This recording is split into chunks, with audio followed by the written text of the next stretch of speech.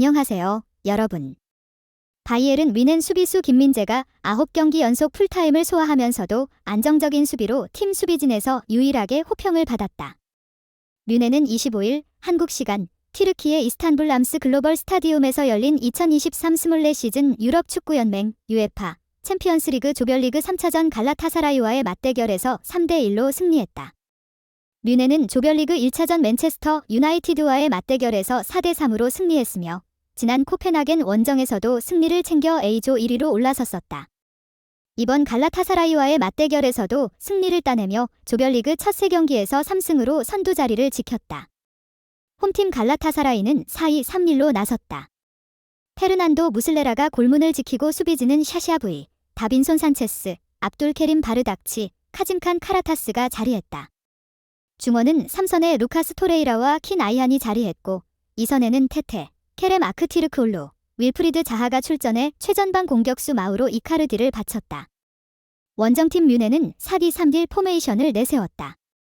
토마스 투헬 감독은 스벤 울라이히에게 골키퍼 장갑을 맡겼다.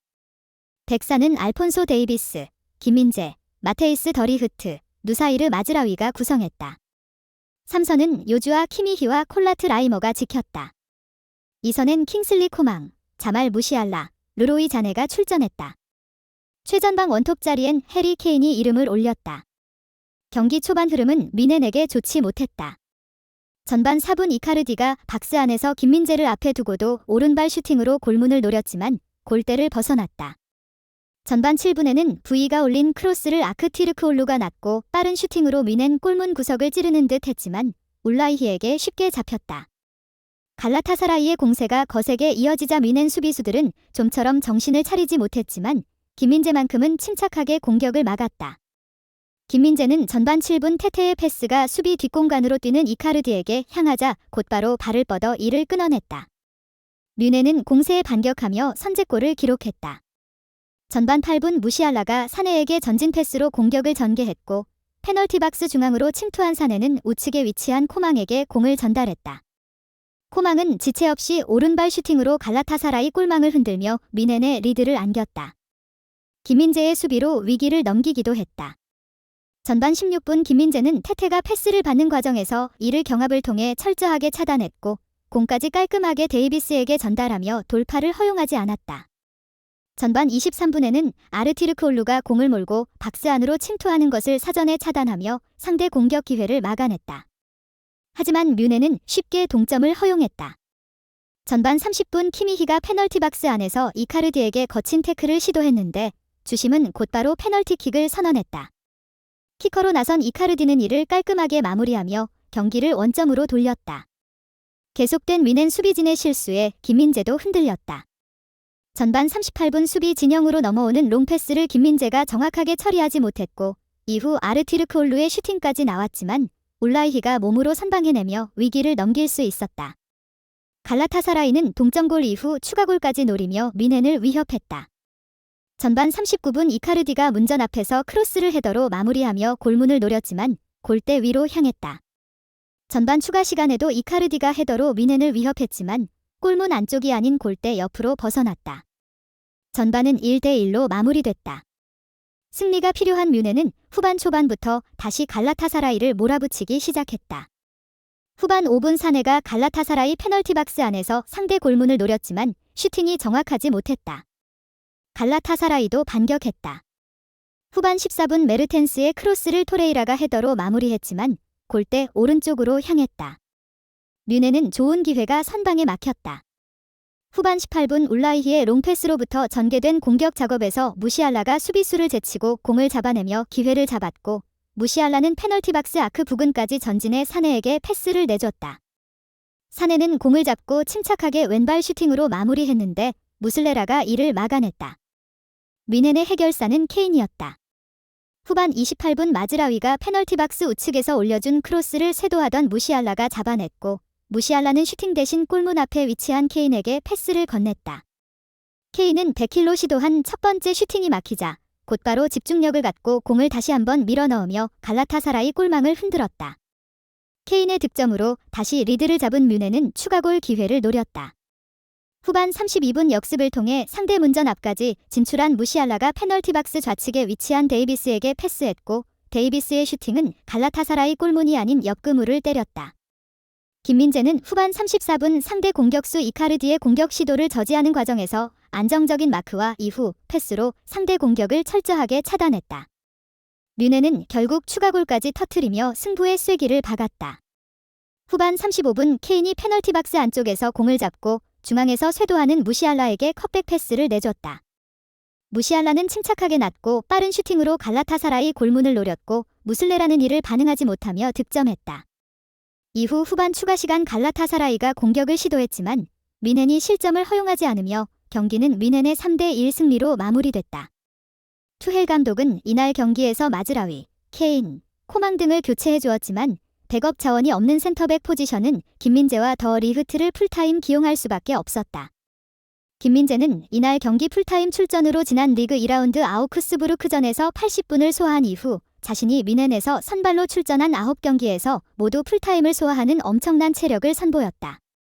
김민재는 이날 경기에서 90분 동안 패스 성공률 90%, 공 소유권 회복 7회, 인터셉트 2회, 클리어링 2회, 볼 경합 성공 4회 등 준수한 활약을 펼쳤다. 독일 매체 SPOX는 경기 후 평가에서 김민재에게 평점 2, 5점을 부여하며 칭찬했다. 평점 2, 5점은 김민재를 비롯해 케인, 무시알라, 더 리흐트를 포함해 총 4명뿐이었다. SPOX는 평점에 대한 이유로 그는 경기장에서 차분하게 모습을 드러냈다. 더 리흐트와 함께 결정적인 세이브를 해냈고 자신감 넘치는 패스도 인상적이었다라며 칭찬했다. 다만 호평만 있었던 것은 아니다. 독일 매체 아벤트 차이퉁은 김민재와 더불어 마즈라위, 더 리흐트, 데이비스, 키미히에게 가장 낮은 평점 4점을 부여했다.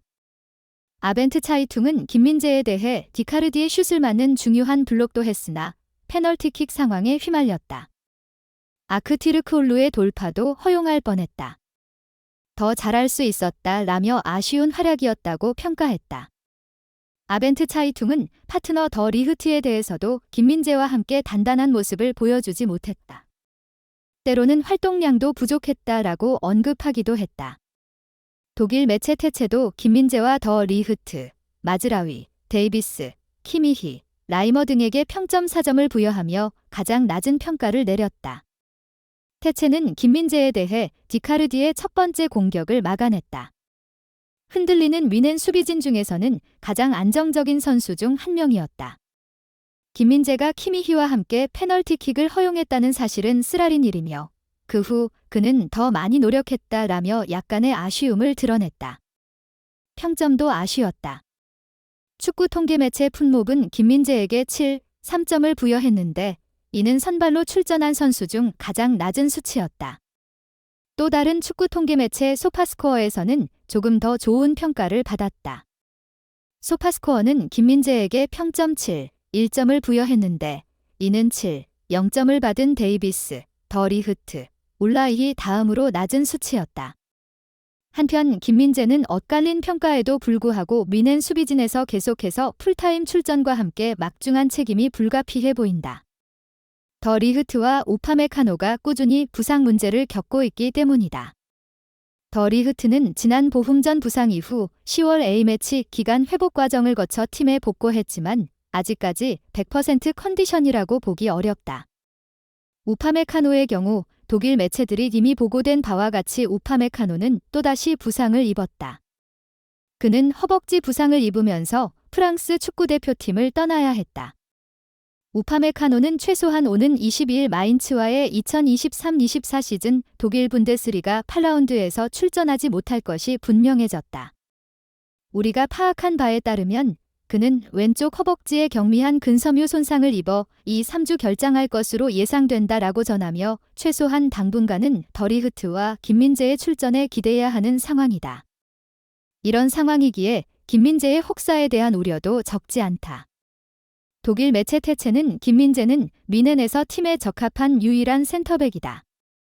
축구 감독들은 프로 선수들이 전 세계로 떠나는 것을 보는 것을 좋아하지 않으며 특히 여정이 길어지는 것을 보는 건 더 싫어한다. 김민재는 다음 경기를 앞두고 뮌헨에 돌아오기 전까지 90분 경기를 2번, 비행기 12시간 이상 탑승을 이번 겪을 가능성이 높다. 그렇다면 이 선수가 완전히 좋은 상태는 아닐 거라고 미리 말할 수 있다라며 그의 무리한 경기 소화와 A매치 일정에 우려를 표했었다. 일부 매체는 뮌헨은 안도의 한숨을 쉴 수 있다. 김민재는 부상 없이 남았다. 수비 부상 문제를 감안할 때 골보다 뮌헨에게 중요한 것은 김민재가 부상 없이 경기에서 살아남는 것이었다라며 김민재의 무사 귀환을 축하하기도 했다.